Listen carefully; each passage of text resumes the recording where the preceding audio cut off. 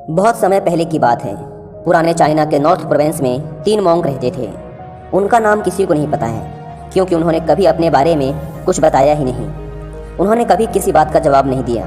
चीन में बस उन्हें 3 हंसते हुए भिक्षुओं के नाम से जाना जाता था। वे तीनों सिर्फ एक ही काम करते, एक गांव में प्रवेश करते, बाजार के बीचों बीच खड़े होते और हंसना चालू कर देते। वे अपने पूरे अस्तित्व के साथ हंसते। अचानक लोगों का ध्यान उनकी तरफ खींचा चला आता और धीरे धीरे उनके चारों तरफ एक बड़ी भीड़ इकट्ठा हो जाती। वे इतनी एकाग्रता, तल्लीनता व संपूर्णता के साथ हंसते कि उनकी हंसी देखकर सारा गांव हंसने लग जाता। जब वो पूरा गांव हंसी के समुंदर में डूब जाता तो वे दूसरे गांव चले जाते।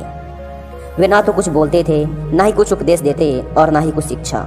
वे जहाँ भी जाते अपनी हंसी से ऐसा माहौल बना देते कि लोग अपने सारे दुख दर्द भूलकर बस हंसने लग जाते। धीरे धीरे चाइना के लोग उन्हें बहुत प्यार करने लगे और वो पूरे चाइना में फेमस होते गए 3 लाफिंग मॉन्क के नाम से। चाइना के लोग उन्हें बहुत प्यार करते, उनका सम्मान करते। इससे पहले और उनके बाद भी कभी किसी ने इस तरह से प्रचार नहीं किया कि जीवन केवल एक हंसी होना चाहिए और कुछ नहीं। वे विशेष रूप से किसी पर नहीं हंसते थे। वे बस हंसते थे जैसे कि उन्होंने ब्रह्मांडी मजाक को समझ लिया हो, जैसे कि उन्होंने ईश्वर के मजाक को समझ लिया हो, और उन्होंने एक शब्द का उपयोग किए बिना पूरे चाइना में इतना आनंद फैलाया जितना आज से पहले किसी ने न फैलाया था। लोग उनका नाम पूछते लेकिन वे बस हंसते, तो यह उनका नाम बन गया 3 हंसते हुए भिक्षु, 3 लाफिंग मॉन्क्स। पूरे चाइना में घूम घूम कर लोगों को हंसाते हुए समय के साथ वे तीनों बूढ़े हो गए और एक रात जब वे एक गांव में ठहरे हुए थे, उन तीनों में से एक भिक्षु की मौत हो गई। पूरा गांव स्तब्ध रह गया। पूरा गांव बहुत ज़्यादा उम्मीद कर रहा था, क्योंकि उन्हें लगता था कि जब उनमें से एक की मृत्यु हो गई होगी तो बाकी जो 2 जरूर रोएंगे। यह देखने लायक होगा, क्योंकि किसी ने भी कभी इन लोगों को रोते हुए नहीं देखा था।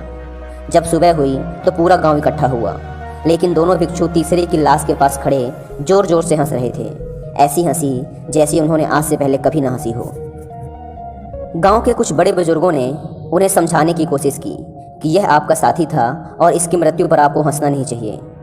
तब उस दिन पहली बार उन भिक्षुओं ने लोगों से बात की और कहा, हम हंस रहे हैं क्योंकि यह आदमी जीत गया है।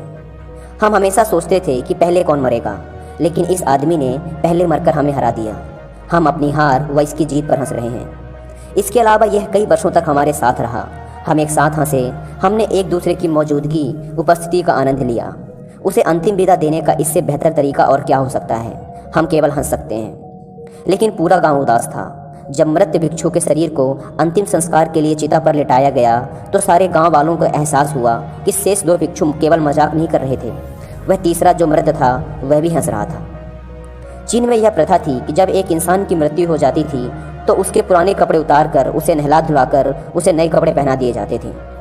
लेकिन मरने से पहले उस भिक्षु ने अपने साथियों से अपने कपड़े ना बदलने के लिए कहा था। तीसरे भिक्षु ने कहा था, मुझे स्नान मत करवाना, क्योंकि मैं कभी अशुद्ध हुआ ही नहीं। मेरे जीवन में इतनी हंसी आई कि कोई अशुद्धता जमा ही नहीं हो सकती थी। मैंने कोई धूल जमा नहीं की है। हंसी हमेशा युवा और ताज़ा होती है, इसलिए मुझे नहलाकर मेरे कपड़े मत बदलना।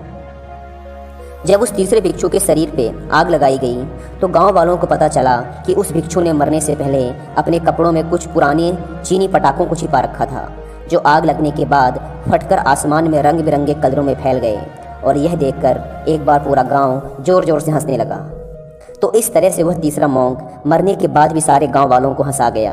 और यह देखकर शेष दोनों भिक्षुओं ने कहा, चालाक आदमी, तुम मर चुके हो, लेकिन तुमने हमें एक बार फिर हरा दिया। तुम्हारे द्वारा गांव वालों के चेहरों पर पैदा की गई यह हंसी आखिरी हंसी थी।